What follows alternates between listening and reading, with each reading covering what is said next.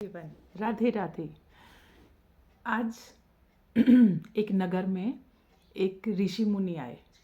एक साधु महात्मा जी आके और सुबह शाम राम राम राम ऐसे करते रहते। वहाँ पास में ही एक सेठ का घर था। उसने कहा इसने तो पागल कर दिया, सुबह शाम जब देखो जब राम का नाम लेके हमें डिस्टर्ब करता है। तो वो उस अपने जो ऋषि मुनि थे वहाँ पे बैठे हुए थे, उनसे जाके कहने लगा कि भाई तुम्हें क्या मिलता है राम से, मेरे को ये बताओ कि राम तुम्हें देता क्या है। कहता है राम हमें सब कुछ देता है। ऋषि मुनि जी ने जवाब दिया। बोले अच्छा, तेरा राम अगर मैं मुझे क्या दे सकता है। कहते सब कुछ दे सकता है। बोले अगर मैं खाना नहीं खाऊं तो वो खाना दे सकता है। बोले हाँ बिल्कुल दे सकता है। ऋषि मुनि को गुस्सा आया तो उन्होंने कहा कि हाँ तू राम का नाम ले, उसको समर्पित कर दे, वो अपने आप देंगे सारा खाना पीना जो भी कुछ।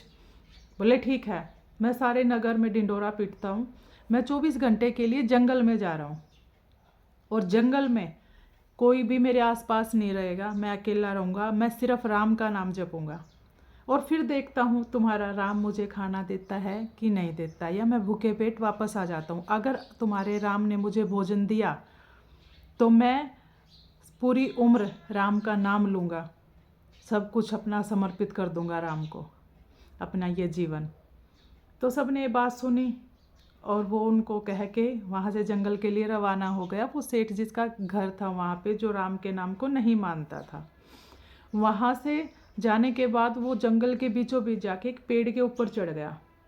पेड़ के ऊपर चढ़ने के बाद कुछ देर बाद क्या हुआ, वहाँ पे मतलब जो घूमते हैं, मतलब बंजारे, वहाँ पे बंजारे आए और बंजारों ने आके वहाँ पे अपना डेरा जमाया, खाना पीना सब कुछ, हलवा पूरी खीर सब कुछ बना के, बड़े भूखे थे, लंबे सफ़र से चले हुए थे।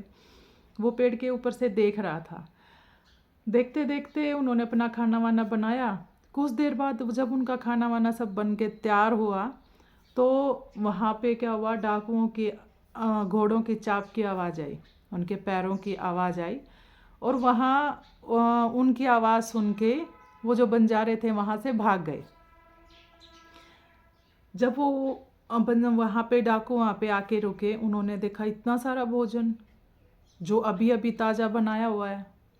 उन्होंने देखा कि कुछ गड़बड़ तो नहीं, तो उन्होंने आसपास में देखा, वो भाग तो गए। उन्होंने देखा एक ऊपर भी बैठा है, उसको नीचे बुलाया, उसको नीचे पकड़ के बैठाया, उसके हाथ बांध दिए। बोले बता तू कौन है। बोले मैं तो वैसे ही बैठा था। वैसे कैसे बैठा था, ऐसे जंगल में आके कौन बैठता है। जब बोले आखिर उस भोजन में जहर है ना, हमारे लिए बना के रखा गया ना, इस भोजन में जहर है। बोला नहीं, वो तो आए थे और खाना बना रहे थे, आपकी आवाज़ सुन के वो बंजारे भाग गए, इस भोजन में कुछ भी नहीं है। बोले ठीक है, ये प्रमाणित करने के लिए भोजन पहले तुझे करना पड़ेगा। बोले मैं क्यों करूं।